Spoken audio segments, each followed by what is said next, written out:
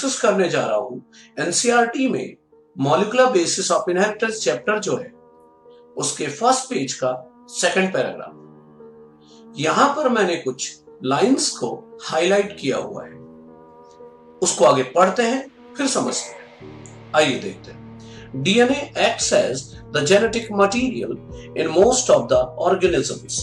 RNA दो it also acts as a genetic material in some viruses, mostly functions as a messenger. RNA has additional roles as well.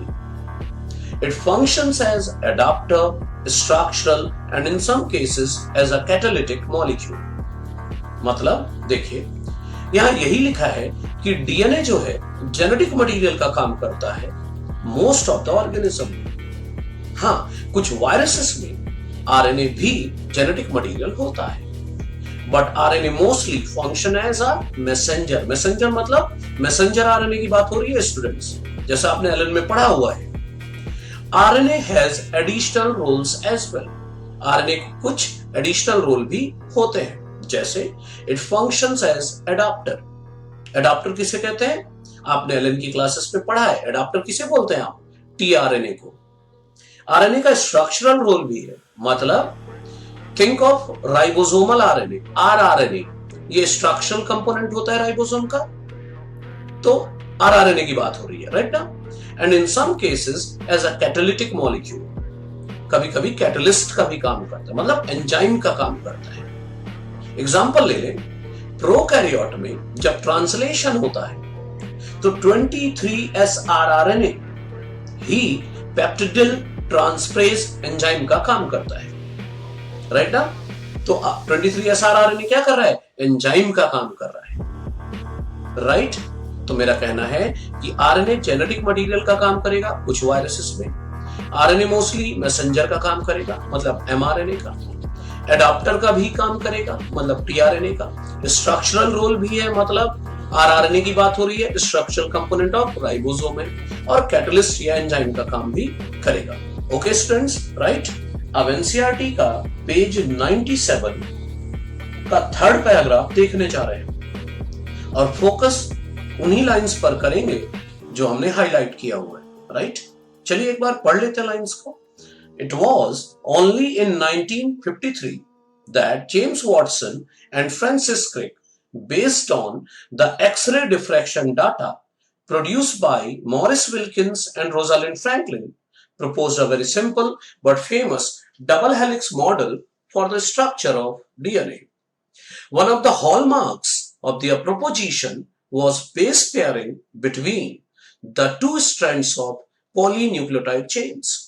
However, this proposition was also based on the observation of Erwin Chargaff that for a double-stranded DNA, the ratios between adenine and thymine and guanine and cytosine are constant and equals 1.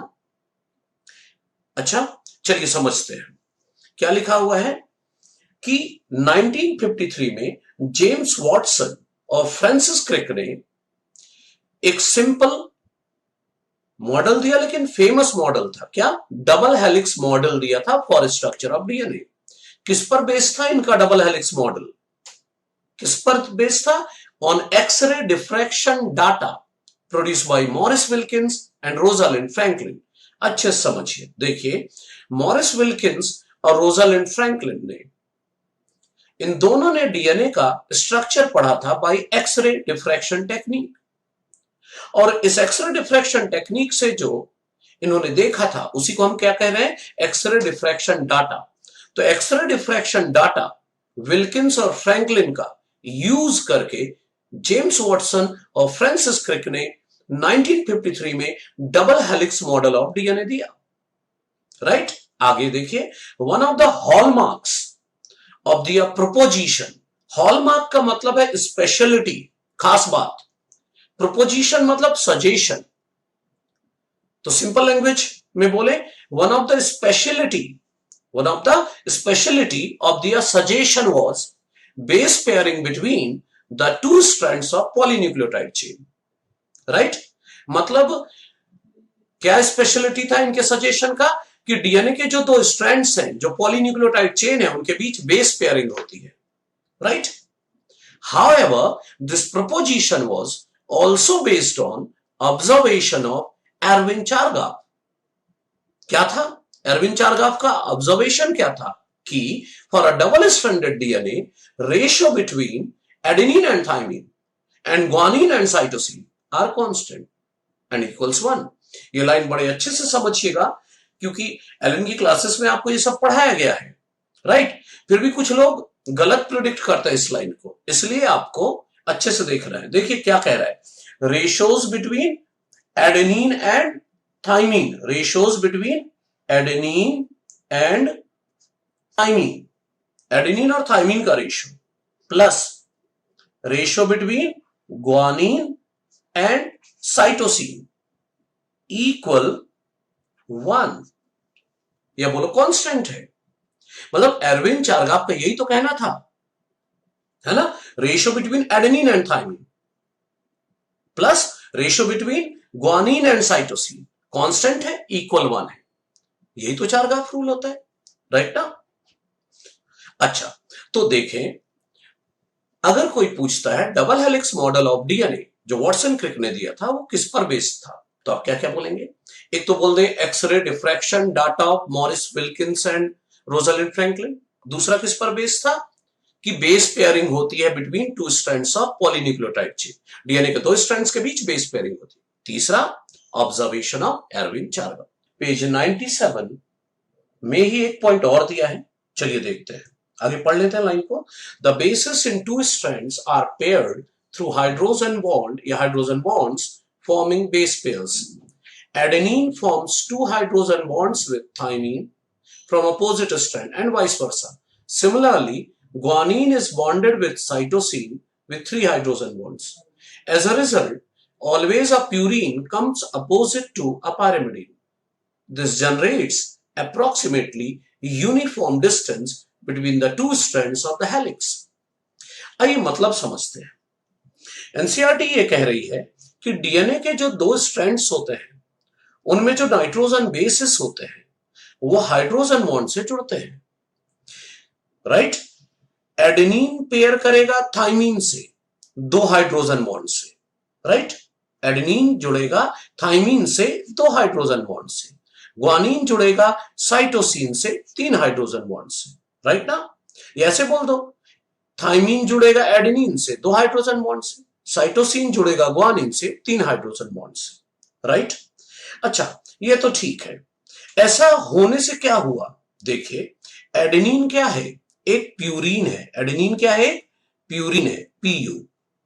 Thymine क्या है, pyrimidine है, right. इसी तरह guanine क्या है, एक purine है। Cytosine क्या है, एक पायरिमिडीन है, राइट। तो मेरा कहना यह है कि जब एडेनिन थाइमिन से पेयर करता है, ग्वानिन साइटोसिन से करता है, इसका मतलब क्या हुआ, प्यूरिन के सामने क्या आ गया, पायरिमिडीन, राइट। ग्वानिन साइटोसिन से पेयर किया तो प्यूरिन के सामने क्या आ गया, पायरिमिडीन। और या बोल दो पायरिमिडीन के सामने क्या आ गया, प्यूरिन, राइट ना। यही तो लिखा है, as a result always a purine comes opposite to pyrimidine. Purine के सामने पायरिमिडीन और पायरिमिडीन के सामने प्यूरिन आ गया। इसका इफेक्ट क्या है, इसका इफेक्ट क्या है, तो देखिए last line, this generates approximately uniform distance between the two strands of helix.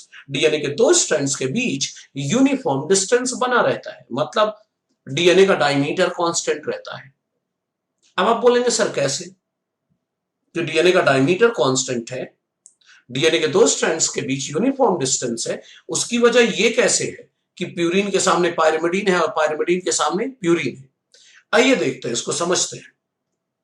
देखिए, अपोजिट समझते हैं आगे। मेरा कहने का मतलब, अगर प्यूरिन के सामने प्यूरिन होता तो क्या होता, पायरिमिडीन के सामने पायरिमिडीन होता तो क्या होता। अब सबको पता है ना कि प्यूरिन डबल रिंग होता है और पायरिमिडीन में एक रिंग होती है।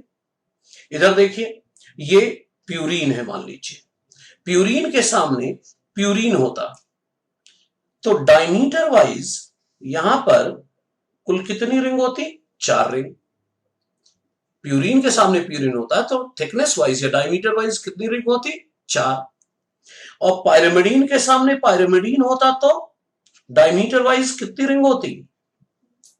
2। मतलब डीएनए में कहीं पर डायमीटर में डीएनए में कहीं कहीं पर 4 रिंग होती, कहीं 2 रिंग होती। तो डीएनए का डायमीटर कहीं पर ज्यादा होता और कहीं पर कम होता, राइट ना। लेकिन जब प्यूरीन के सामने पायरिमिडीन है तो देखें जरा, प्यूरीन के सामने पायरिमिडीन है तो कुल कितनी रिंग है? 3। और जब पायरिमिडीन के सामने प्यूरीन है तब कुल कितनी रिंग है? 3। तो प्यूरीन के सामने पायरिमिडीन हो 3 रिंग है, पायरिमिडीन के सामने प्यूरीन हो तो भी रिंग कितनी है? 3, राइट ना। तो डायमीटर या थिकनेस वाइज बोलूं या डायमीटर बोलूं, कांस्टेंट हुआ या नहीं? राइट। तो डीएनए का डायमीटर कांस्टेंट क्यों होता है? क्योंकि प्यूरीन के सामने पायरिमिडीन होता है और पायरिमिडीन के सामने प्यूरीन होता है, राइट स्टूडेंट्स। पेज 98 का एक पॉइंट और उठाते हैं एनसीईआरटी से ही। लाइन पढ़ लें आगे। The plane of one base pair stacks over the other in double helix. This, in addition to hydrogen bonds, confers stability of the helical structure. मतलब समझे? देखिए, एलएन की क्लासेस में आपने पढ़ रखा है कि एडेनिन और थाइमीन के बीच 2 हाइड्रोजन बॉन्ड होते हैं, ग्वानिन और साइटोसिन के बीच 3 हाइड्रोजन बॉन्ड होते हैं। मतलब डीएनए के जो 2 स्ट्रैंड है उनको स्टेबिलिटी देने का काम एक तो हाइड्रोजन बॉन्ड करता है ना। हाइड्रोजन बॉन्ड के कारण दोनों स्ट्रैंड्स आपस में जुड़े हुए होते हैं तो स्टेबिलिटी देता है। और दूसरी वजह स्टेबिलिटी की क्या है? The plane of one base pair stacks over the other.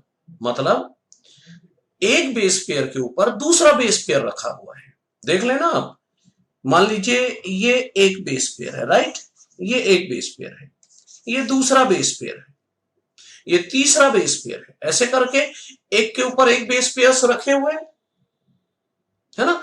तो एक के ऊपर एक बेस पेयर्स रखे हुए हैं, ये भी स्टेबिलिटी देता है। तो डीएनए के डबल हेलिक्स स्ट्रक्चर को स्टेबिलिटी कौन देता है? तो हम बोलेंगे हाइड्रोजन बॉन्ड देता है, और एक के ऊपर एक ये बेस पेयर जो रखे हुए हैं ये भी स्टेबिलिटी देते हैं to helical structure of DNA. Page 99 का 5th पैराग्राफ देखते हैं। यहां पर मैंने कुछ लाइंस को हाईलाइट किया है, उन्हीं पर फोकस करते हैं। आगे पढ़ लेते हैं लाइंस को। A protein acquires charge depending upon the abundance of amino acids residues with charged side chains. Histones are rich in the basic amino acid residues, lysines and arginines. Both the amino acid residues carry positive charges in their side chains. आइए students समझते हैं, LN की class में आपको पढ़ाया गया है क्या कि किसी भी प्रोटीन पर कौन सा चार्ज होगा ये इस बात पर डिपेंड करता है कि उसमें कौन सा अमीनो एसिड अबंडेंस में है और उस अमीनो एसिड के साइड चेन में कौन सा चार्ज है। स्टूडेंट्स नीचे मैंने यहां पर अमीनो एसिड का जनरल स्ट्रक्चर लिख रखा है, देखें CHNH2COH और नीचे क्या लगा रखा है? R। ये R जो होता है ये अमीनो एसिड का क्या होता है? Side chain. तो किसी अमीनो एसिड पर नेट चार्ज क्या होगा वो इस बात पर डिपेंड करता है कि उसके आर में कौन सा ग्रुप है। अगर आर में बेसिक ग्रुप है तो अमीनो एसिड पर नेट चार्ज क्या होगा? पॉजिटिव। फॉर एग्जांपल लेते हैं लाइसीन और आर्जिनिन अमीनो एसिड के आर में NH2 ग्रुप होता है, बेसिक ग्रुप होता है, इसलिए अमीनो एसिड लाइसीन और आर्जिनिन पर नेट चार्ज पॉजिटिव होगा, राइट ना। तो एग्जांपल लेते हैं यहां पर हिस्टोन का। Histones are rich in the basic amino acid residues, lysines and arginines. Histone protein पर नेट चार्ज क्या होगा ये कैसे डिसाइड होगा? तो हिस्टोन प्रोटीन में सबसे ज्यादा अमीनो एसिड होते हैं लाइसीन और आर्जिनिन, और उनके आर में बेसिक ग्रुप है, मतलब पॉजिटिव चार्ज है। तो लाइसीन और आर्जिनिन अमीनो एसिड में नेट चार्ज क्या है? पॉजिटिव। और हिस्टोन प्रोटीन में लाइसीन आर्जिनिन सबसे ज्यादा है, तो हिस्टोन प्रोटीन पर नेट चार्ज क्या होगा? पॉजिटिव चार्ज होगा। पेज 101 में एक टॉपिक है the genetic material is DNA. इसका मैंने पहला पैराग्राफ यहां पर रिप्रेजेंट किया है और लाइंस को हाईलाइट भी कर दिया है। आइए समझते हैं इस लाइन को। The unequivocal proof that DNA is the genetic material came from the experiments of Alfred Hershey and Martha Chase in 1952. they worked with viruses that infect bacteria called bacteriophages. Right ना? तो समझ लेते हैं। देखिए, आपने Elon की classes में पढ़ा है कि अनइक्विवोकल प्रूफ का मतलब है अनक्वेश्चनेबल प्रूफ। मतलब एक ऐसा प्रूफ जिसके बाद किसी को कोई डाउट ना हो, कोई क्वेश्चन ना आए, तो बेस्ट प्रूफ बोल सकते हैं। Best proof that DNA is the genetic material कहां से आया? एक्सपेरिमेंट ऑफ एल्फ्रेड हर्शे और मार्था चेज, जो कि 1952 में इन्होंने किया था। They worked with viruses that infect bacteria called bacteriophages. इन्होंने ऐसे वायरस पर काम किया जो इन्फेक्ट करते थे बैक्टीरिया को, और आप सब ने एलन की क्लास में पढ़ा है जो वायरस बैक्टीरिया को इन्फेक्ट करे उन्हें क्या बोलते हैं? बैक्टीरियोफेजेस। एक्चुअली इन्होंने जिस बैक्टीरियोफेज पर काम किया था उसका नाम है T2 फेज। तो इन्होंने T2 फेज पर एक्सपेरिमेंट किया था जो कि इन्फेक्ट करता है ई कोलाई को।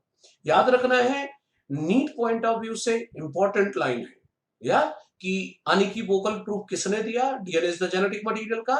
एल्फ्रेड हर्शे और मार्था चेज ने T2 फेज पे एक्सपेरिमेंट करके जो कि इन्फेक्ट करता है ई कोलाई को। कब किया था एक्सपेरिमेंट? 1952 को। याद रखिएगा स्टूडेंट्स। ओके, पेज 103 में सेकंड पैराग्राफ में ये लिखा हुआ है, देखते हैं क्या लिखा है। A molecule that can act as a genetic material must fulfill the following criteria. एक मॉलिक्यूल जो जेनेटिक मटेरियल का काम करता है या कर सकता है वो फॉलोइंग क्राइटेरिया फुलफिल करना चाहिए। राइट? और इसमें हम क्या करने वाले हैं? डीएनए वर्सेस आरएनए देखने वाले हैं कि डीएनए और आरएनए में से कौन कौन सी क्राइटेरिया को फुलफिल कर सकता है। राइट? तो पहला क्राइटेरिया चलिए पढ़ते हैं। It should be able to generate its replication. मतलब उसमें कैपेबिलिटी होनी चाहिए। मॉलिक्यूल जो जेनेटिक मटेरियल का काम करे वो अपना रेप्लिका बनाने के लिए कैपेबल हो, रेप्लिकेशन कर सके। तो स्टूडेंट्स, आपने एलन की क्लासेस में पढ़ा है कि डीएनए हो या आरएनए, दोनों में कॉम्प्लीमेंट्री बेस पेयरिंग की प्रॉपर्टी होती है। तो डीएनए और आरएनए दोनों अपना रेप्लिकेशन करा सकते हैं। राइट? तो पहले क्राइटेरिया में डीएनए और आरएनए दोनों पास हो गए। राइट? दूसरा क्राइटेरिया देखते हैं। It should chemically and structurally be stable. Genetic material कैसा होना चाहिए? केमिकली एंड स्ट्रक्चरली स्टेबल होना चाहिए। तो जहां तक कि डीएनए की स्टेबिलिटी की बात आती है, तो आपको पता है ग्रिफिथ के एक्सपेरिमेंट में जब S3 बैक्टीरिया को हीट देकर किल कर दिया गया था, इसके बाद भी उसके डीएनए में कैप्सूल बनाने की प्रॉपर्टी बची रह गई थी। राइट ना? डीएनए डैमेज नहीं हुआ था, मतलब हीट देने पर भी डैमेज नहीं हुआ था डीएनए। हुआ क्या रहा होगा? जब हीट दिया रहा होगा तो डीएनए डीनेचुरेशन हो गया होगा, और जब कूल हुआ होगा तो डीएनए वापस रीनेचुरेशन हो गया होगा, डीएनए नॉर्मल हो गया होगा। राइट ना? तो हीट देने पर भी डीएनए डैमेज नहीं हुआ था। आइए बात करते हैं आरएनए की। आरएनए में मैंने यहां पर लिख रखा है, जो आरएनए होता है उसमें क्या होता है? Ribose sugar. राइबोज शुगर के सेकंड पोजीशन पर OH ग्रुप होता है। आरएनए में क्या होता है? राइबोज शुगर, और राइबोज शुगर के सेकंड पोजीशन पर क्या होता है? सेकंड कार्बन पर OH ग्रुप, जो कि बहुत रिएक्टिव होता है। और जो रिएक्टिव होगा वो क्या करेगा? अनस्टेबल करेगा। राइट? तो क्योंकि राइबोज शुगर के सेकंड पोजीशन पर जो OH ग्रुप है वो रिएक्टिव है, इसलिए आरएनए क्या हो जाता है? Unstable and easily degradable. Right? Moreover RNA catalyst का भी काम करता है, और जो कैटलिस्ट का काम करेगा वो रिएक्टिव होगा, फिर से अनस्टेबल। तो आरएनए कैसा है? Chemically more reactive, and structurally unstable. Right? लेकिन बात करें डीएनए की, तो डीएनए में तो राइबोज होता ही नहीं, डीऑक्सीराइबोज होता है। सेकंड पोजीशन पर OH है ही नहीं, कैटालिटिक रोल भी नहीं है डीएनए में। और डीएनए में यूरासिल की जगह थाइमीन होता है। राइट? तो डीएनए कैसा हुआ? Chemically less reactive and structurally more stable. तो केमिकली एंड स्ट्रक्चरली स्टेबल कौन है ज्यादा? डीएनए, राइट ना। तो सेकंड क्राइटेरिया को ज्यादा सेटिस्फाई कौन कर रहा है? कौन सेटिस्फाई कर रहा है? डीएनए, राइट ना। आरएनए तो अनस्टेबल है। अच्छा, तीसरा क्राइटेरिया देखते हैं। It should provide the scope for slow changes, मतलब mutation that are required for evolution. कहने का मतलब ये जेनेटिक मटेरियल में स्लो म्यूटेशन होना चाहिए, जो कि क्या है? एवोल्यूशन के लिए इंपॉर्टेंट है। लेकिन बात करें आरएनए की, वो तो रिएक्टिव है, अनस्टेबल है, और जो अनस्टेबल होगा उसमें म्यूटेशन तो फास्ट होंगे। तो आरएनए में म्यूटेशन फास्ट होंगे, जबकि इवोल्यूशन के लिए क्या चाहिए? स्लो चेंजेस चाहिए। तो थर्ड क्राइटेरिया में भी कौन सेटिस्फाई कर रहा है थर्ड क्राइटेरिया को? डीएनए। फोर्थ क्राइटेरिया जो दिया हुआ है वो क्या दिया हुआ है? It should be able to express itself in the form of Mendelian characters. इसका क्या मतलब है? It should be able to express itself. Express कैसे होगा कोई कैरेक्टर? प्रोटीन बनने से, राइट ना। तो चौथा क्राइटेरिया यही कह रहा है कि जेनेटिक मटेरियल में एबिलिटी होनी चाहिए टू सिंथेसाइज प्रोटीन, राइट। तो एनसीईआरटी कहती है कि आरएनए जो है डायरेक्टली प्रोटीन बना सकता है, आरएनए डायरेक्टली प्रोटीन बना सकता है ट्रांसलेशन से, और कैरेक्टर एक्सप्रेस करा देगा। लेकिन DNA depend on RNA for protein synthesis. DNA directly protein नहीं बनाएगा, डीएनए से आगे एमआरएनए बनेगा, फिर प्रोटीन बनेगा। तो आरएनए खुद प्रोटीन बना देगा और कैरेक्टर एक्सप्रेस करा देगा, लेकिन डीएनए आगे आरएनए बनाएगा, एमआरएनए बनाएगा, फिर प्रोटीन बनेगा, राइट ना। क्लियर है? तो पहले क्राइटेरिया में डीएनए और आरएनए दोनों पास हो गए। सेकंड और थर्ड क्राइटेरिया में डीएनए पास हो गया। थर्ड क्राइटेरिया और सेकंड क्राइटेरिया में कौन पास हुआ? डीएनए। और फोर्थ क्राइटेरिया में प्रोटीन बनाने की एबिलिटी में कौन ज्यादा सेटिस्फाई कर रहा है? आरएनए ज्यादा सेटिस्फाई कर रहा है। हाँ, डीएनए भी प्रोटीन बनाएगा, कैरेक्टर एक्सप्रेस कराएगा, but with the help of mRNA. Clear ना? तो बेटर जेनेटिक मटेरियल कौन हुआ? डीएनए। एनसीईआरटी में पेज 106 की ये कुछ लाइंस हैं जिन्हें मैंने हाईलाइट किया है डीएनए रेप्लिकेशन के अंदर, राइट। एक बार पढ़ लेते हैं लाइंस को। Deoxyribonucleoside triphosphates serve dual purposes in addition to acting as substrates. They provide energy for polymerization reaction. Bracket में लिखा है the two terminal phosphates in a deoxyribonucleoside triphosphates are high energy phosphates same as in case of ATP. आइए समझते हैं इसको। देखिए, DNA replication के लिए रॉ मटेरियल क्या चाहिए? डीऑक्सीराइबोन्यूक्लियोटाइड्स। अब ये जो डीऑक्सीराइबोन्यूक्लियोटाइड्स हैं, इन्हीं को हम डीऑक्सीराइबोन्यूक्लियोसाइड भी लिख सकते हैं और बगल में ट्राइफॉस्फेट लिख देंगे। तो पूरा क्या हो गया? ये डीऑक्सीराइबोन्यूक्लियोसाइड ट्राइफॉस्फेट, ये लिखा मैंने डीएनटीपी, डीऑक्सीराइबोन्यूक्लियोसाइड ट्राइफॉस्फेट है ये। अब इनके एग्जाम्पल डीएनए रेप्लिकेशन में कौन कौन से डीऑक्सीराइबोन्यूक्लियोसाइड ट्राइफॉस्फेट आएंगे? डीएटीपी मतलब deoxy adenosine triphosphate, dGTP deoxy guanosine triphosphate, dCTP deoxycytidine triphosphate, dTTP deoxythymidine triphosphate. देखिए, डीएनए रेप्लिकेशन के दौरान जब भी कोई न्यूक्लियोटाइड जुड़ने आएगा वो ट्राइफॉस्फेट के फॉर्म में आएगा, राइट।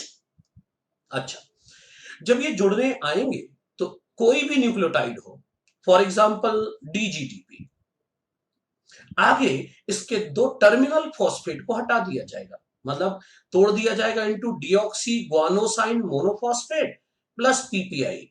पीपीआई होता है इनऑर्गेनिक पायरोफॉस्फेट, इनऑर्गेनिक पायरोफॉस्फेट। मतलब ट्राइफॉस्फेट था, डीऑक्सीगुआनोसाइन ट्राइफॉस्फेट था, अब किसमें बदल गया? डीऑक्सीगुआनोसाइन मोनोफॉस्फेट, और दो फॉस्फेट अलग हो गए, पीपीआई। अब ये जो पीपीआई है, इनऑर्गेनिक पायरोफॉस्फेट है, इसको तोड़ा जाएगा। तोड़ा जाएगा तो पीआई प्लस एनर्जी निकलेगी। Pi is what? Inorganic phosphate. अच्छा, एनर्जी जो निकलेगी वो यूज की जाएगी in establishment of phosphodiester bond. Phosphodiester bond बनेगा तभी तो सारे न्यूक्लियोटाइड आपस में जुड़ पाएंगे, राइट। तो आपने देखा कि ये जो डीऑक्सीराइबोन्यूक्लियोसाइड ट्राइफॉस्फेट है, ये जितने भी ट्राइफॉस्फेट है, ये दो काम कर रहे हैं। एक तो मोनोफॉस्फेट में बदल जाते हैं and become part of DNA. So they are acting as substrate या raw material for DNA replication. Plus energy भी तो दिला रहे हैं for establishment of phosphodiester bond या बोलो for polymerization reaction. Page 107 transcription topic का सेकंड पैराग्राफ डील करते हैं अपन। देखिए आगे पढ़ लेते हैं। Why both the strands are not copied during transcription? Has the simple answer. First, if both strands act a template, they would code for the RNA molecule with different sequences.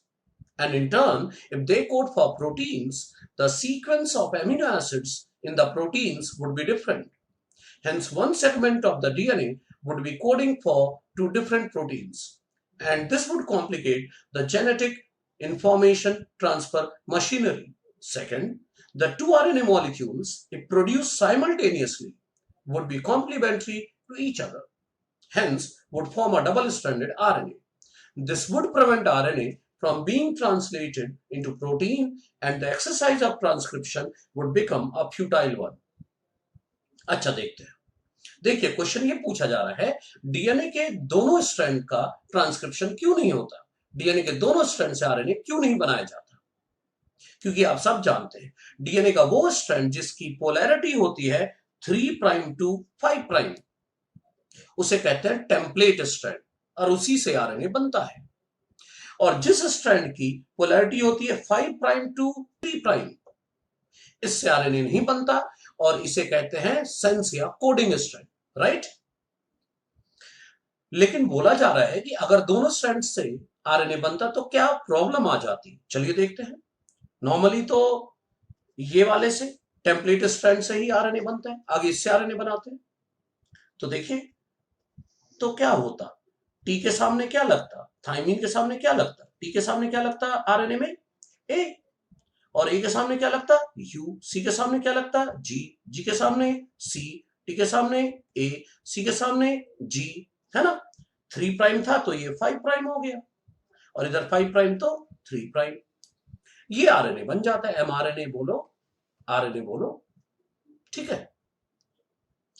अच्छा, normally तो RNA इसी से बनता है, लेकिन अगर sense या coding strand 5 prime to 3 prime वाले से भी आरएनए बनता तो क्या बनता, चलो बना के देखते हैं। तो यहां ए है, तो ए है तो क्या लगता आरएनए में यू, टी के सामने क्या लगता ए, जी के सामने क्या लगता सी, सी के सामने जी, ए के सामने यू, जी के सामने सी, है ना।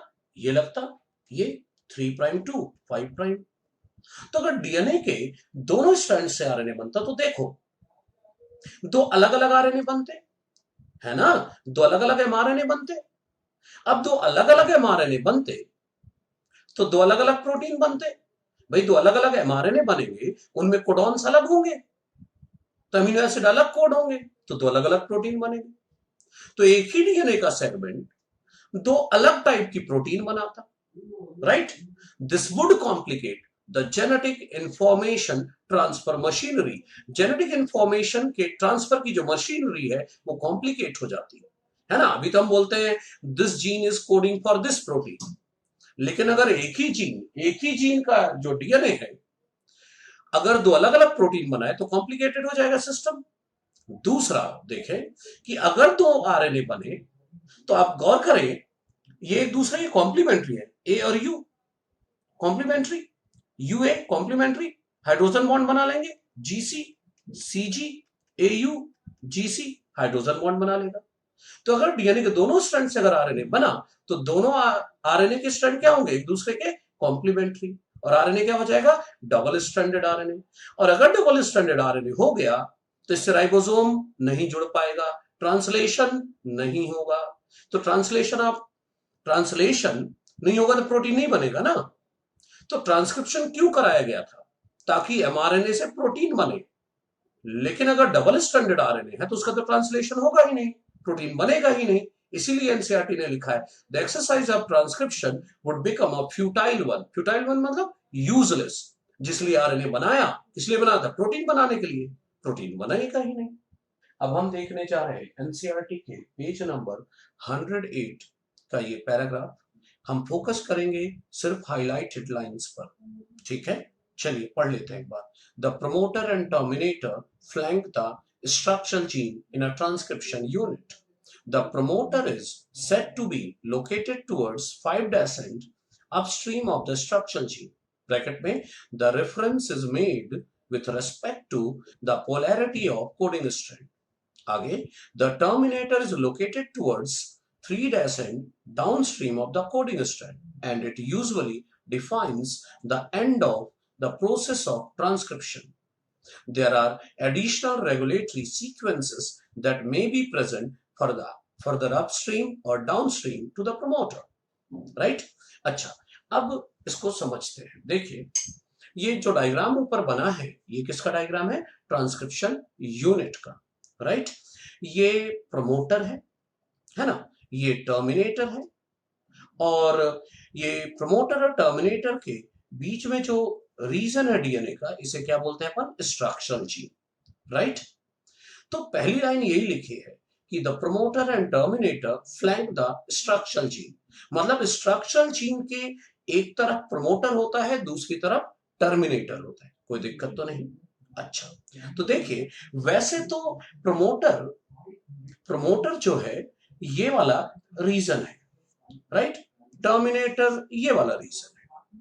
लेकिन कोई लोकेशन पूछे कि प्रमोटर कहां पर है, टर्मिनेटर कहां पर है, तो हम प्रमोटर टर्मिनेटर का लोकेशन जो है कोडिंग स्ट्रैंड पर बताते हैं।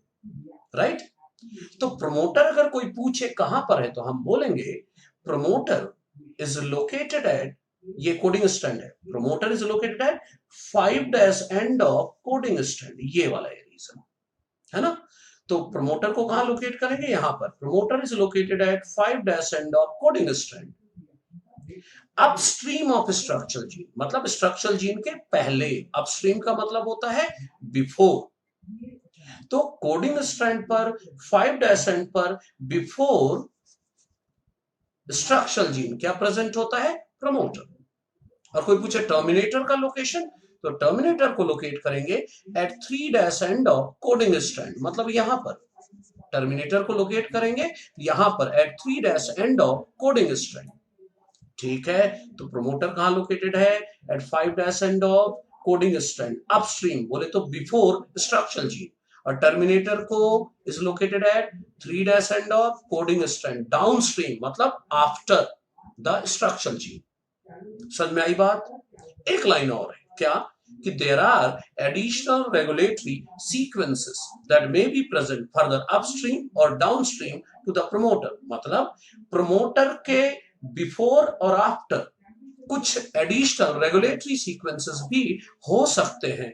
जैसे आप लैकोपेरॉन अगर आपको याद है तो याद करें, प्रमोटर के पहले क्या था? Regulator gene.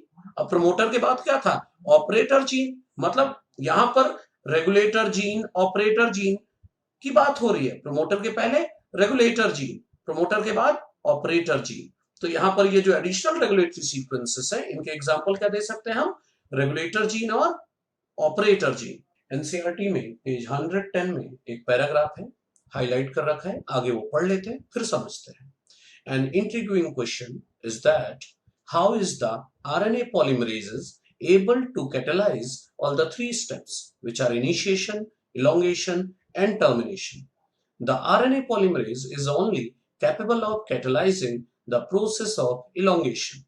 It associates transiently with initiation factor sigma and termination factor rho to initiate and terminate the transcription respectively. Association with these factors alter the specificity of the RNA polymerase to either initiate or terminate. क्या मतलब है इसका? इसका मतलब यह है कि एक इंटरेस्टिंग क्वेश्चन है, क्या? कि how is RNA polymerase able to catalyse all the three steps. भाई ट्रांसक्रिप्शन में इनिशिएशन, इलॉन्गेशन, टर्मिनेशन, 3 स्टेप्स है। आरएनए पॉलीमरेज अकेले ये तीनों स्टेप कैसे कर सकता है? तो एनसीईआरटी लिखती है कि एक्चुअली आरएनए पॉलीमरेज अकेले क्या करती है? इलोंगेशन। अकेले तो इलोंगेशन ही करेगी आरएनए पॉलीमरेज एंजाइम। हाँ, ट्रांजिएंटली का मतलब होता है टेम्परेरली। ये जो आरएनए पॉलीमरेज है टेम्परेरली जुड़ जाता है सिग्मा फैक्टर से, इनिशिएशन फैक्टर सिग्मा से, या टर्मिनेशन फैक्टर रो फैक्टर से। अगर आरएनए पॉलीमरेज सिग्मा फैक्टर से जुड़ गया तो ये इनिशिएशन कराएगा, रो फैक्टर से जुड़ गया तो टर्मिनेशन कराएगा। मतलब आरएनए पॉलीमरेज क्या कराएगा ये इस पर डिपेंड करता है कि वो किससे जुड़ा है। अगर सिग्मा फैक्टर से जुड़ा है तो इनिशिएशन कराएगा, और अगर सिग्मा फैक्टर से नहीं जुड़ा है तो इलोंगेशन कराएगा, रो फैक्टर से जुड़ा है तो टर्मिनेशन कराएगा। मतलब आरएनए पॉलीमरेज अपने दम पर इलोंगेशन करेगा, सिग्मा फैक्टर की मदद से इनिशिएशन कराएगा, और रो फैक्टर की मदद से टर्मिनेशन कराएगा। राइट? यही लिखा है आखिरी लाइन में कि association with these factors alter the specificity of the RNA polymerase, कि उसे इनिशिएट करना है कि टर्मिनेट करना है। ये सब चीजें एलएन की क्लासेस में आपने पढ़ रखी है। अब अगली लाइंस देखते हैं जो कि पेज 112 की है। एक बार हाईलाइट किया हुआ लाइन पढ़ लेते हैं। देखें, सिवेरो ओकोवा एंजाइम या polynucleotide phosphorylase was also helpful in polymerising RNA with defined sequences in a template independent manner, bracket में enzymatic synthesis of RNA। आइए समझते इस लाइन को। देखिए, जो सिवेरो ओकोवा एंजाइम है, जो उसका दूसरा नाम क्या है? Polynucleotide phosphorylase. ये एंजाइम क्या करती है? आरएनए सिंथेसिस करती है इन अ टेम्पलेट इंडिपेंडेंट मैनर। मतलब हमारी बॉडी में जो आरएनए पॉलीमरेज एंजाइम है वो क्या करती है? डीएनए टेम्पलेट स्ट्रैंड को रीड करके उसका कॉम्प्लीमेंट्री आरएनए बनाती है। लेकिन ये जो सिवेरो ओकोवा एंजाइम है ये डीएनए टेम्पलेट स्ट्रैंड रीड नहीं करती। इसको जो भी आरएनए न्यूक्लियोटाइड आप दोगे उनको जोड़कर आरएनए बना देगी। डीएनए टेम्पलेट से कोई मतलब नहीं। फॉर एग्जांपल मान लीजिए मैंने इसे यूरासिल के न्यूक्लियोटाइड्स दे दिए, UMP UMP UMP UMP UMP, uracil के न्यूक्लियोटाइड्स दे दिए, तो ये एंजाइम क्या करेगी? इन सबको जोड़ देगी और तैयार हो जाएगा आरएनए। तो इसने क्या किया? आरएनए बनाया इन टेम्पलेट इंडिपेंडेंट मैनर। याद रखना है, एलएन की क्लास में आपको बताया गया है, इंपॉर्टेंट लाइन है ये, है ना, कि सिवेरो ओकोवा एंजाइम या पॉलीन्यूक्लियोटाइड फॉस्फोराइलेज एंजाइम क्या करती है? आरएनए सिंथेसिस करती है in template independent manner. Right students? अब हम देखने जा रहे हैं एनसीईआरटी का पेज 116 का सेकंड पैराग्राफ। देखिए, कुछ लाइंस को मैंने हाईलाइट कर रखा है, उन पर फोकस करेंगे, और नीचे मैंने लैकोपेरॉन का एक डायग्राम बना रखा है। राइट? आइए देखते हैं। पहले लाइन पढ़ते हैं। In prokaryotes control of the rate of transcriptional initiation is the predominant site for control of gene expression। आगे इसका मतलब समझ लेते हैं। मतलब प्रोकैरियोट में जीन एक्सप्रेशन को रेगुलेट करना, कंट्रोल करने की जो मेन साइट है, मेजर साइट जो है या प्रीडोमिनेंट साइट है, वो क्या है? Rate of transcription initiation. Right? तो प्रोकैरियोट में याद रखना है जीन एक्सप्रेशन को मेनली कहां पर रेगुलेट किया जाता है? ट्रांसक्रिप्शन इनिशिएशन पर। क्लियर है? ओके, अगली लाइन देखते हैं। The accessibility of promoter regions of prokaryotic DNA is in many cases regulated by the interaction of proteins with sequences termed operators। Right students? अब इसका मतलब समझते हैं। यहां पर यह लिखा है, जैसे मान लीजिए ये लैकोपेरॉन है, लैकोपेरॉन का ये डीएनए है, राइट ना, प्रोकैरियोटिक डीएनए है ये। इसमें यह कहा जा रहा है कि प्रमोटर रीजन एसेसिबल होगा या नहीं, किसके लिए? आरएनए पॉलीमरेज के लिए। मतलब प्रमोटर पर आरएनए पॉलीमरेज जुड़ेगा या नहीं, ये इस बात से डिसाइड होता है। किस बात से? कि कोई प्रोटीन इंटरैक्ट कर रही है विथ ऑपरेटर और नॉट। मतलब स्टूडेंट्स, कौन से प्रोटीन की बात हो रही है? रिप्रेसर प्रोटीन की। अगर रिप्रेसर प्रोटीन ये रही, अगर ये रिप्रेसर प्रोटीन ऑपरेटर से जुड़ गई तो प्रमोटर पर आरएनए पॉलीमरेज नहीं जुड़ पाएगा। राइट? और आरएनए पॉलीमरेज नहीं जुड़ेगा तो ये जो स्ट्रक्चरल जीन है ZYA का ट्रांसक्रिप्शन और ट्रांसलेशन नहीं होगा। राइट ना स्टूडेंट्स? लेकिन अगर ऑपरेटर पर रिप्रेसर प्रोटीन ना जुड़ा हो तो promoter will be accessible for RNA polymerase. Promoter पर कौन आकर जुड़ जाएगा? आरएनए पॉलीमरेज, और जुड़कर फिर ZYA जीन का ट्रांसक्रिप्शन करा देगा। राइट ना स्टूडेंट्स, यही सब एलन में पढ़ाया गया है आपको। मतलब इस लाइन का यही मतलब है कि प्रमोटर रीजन एसेसिबल है या नहीं, मतलब अवेलेबल है या नहीं आरएनए पॉलीमरेज की बाइंडिंग के लिए, ये इस बात से डिसाइड होता है कि ऑपरेटर से कोई प्रोटीन इंटरैक्ट कर रही है या नहीं। अब हम एनसीईआरटी का पेज 119 का सेकंड पैराग्राफ देखने चल रहे हैं।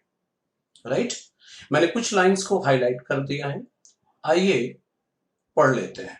एक्चुअली ये लाइंस ह्यूमन जीनोम प्रोजेक्ट की मेथोडोलॉजी से रिलेटेड है। राइट ना, चलिए पढ़ते हैं आगे लाइन को। The methods involved two major approaches. One approach focused on identifying all the genes that expressed as RNA, referred to as express sequence tags, ESTs. Right? The other took the blind approach of simply sequencing the whole set of genome that contained all the coding and non-coding sequences, and later assigning different regions in the sequence with functions, a term referred to as sequence annotation. तो अब समझे students, क्या बोलने जा रहा हूं मैं वो समझे बात। देखिए, जो ये ह्यूमन जीनोम प्रोजेक्ट की मेथोडोलॉजी है उसमें दो अप्रोच थे। एक था EST, एक्सप्रेस्ड सीक्वेंस टैग्स, दूसरा था सीक्वेंस एनोटेशन। राइट स्टूडेंट्स, अच्छा एलन की क्लास में आपको बताया गया है ना कि ह्यूमन जीनोम प्रोजेक्ट के दो अप्रोच थे, एक था एक्सप्रेस सीक्वेंस टैग्स ESTs और दूसरा था सीक्वेंस एनोटेशन। इन दोनों का मतलब एक बार और सुन लीजिए। क्या जो एक्सप्रेस सीक्वेंस टैग्स अप्रोच था उसमें क्या करना होता था?